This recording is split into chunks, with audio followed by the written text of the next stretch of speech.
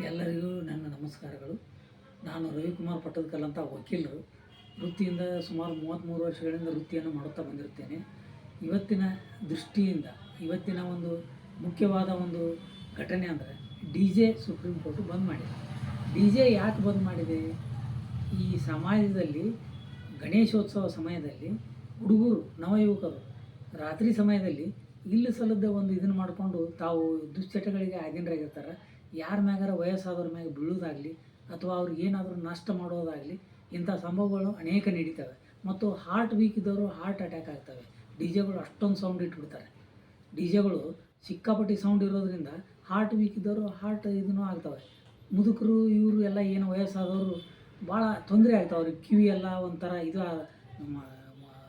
ರೌಂಡ್ರಿಂಗ್ ಆಗುತ್ತೆ ಮತ್ತು ಭಾಳ ತೊಂದರೆ ಆಗುತ್ತೆ ವಯಸ್ಸಾದವ್ರಿಗೆಲ್ಲ.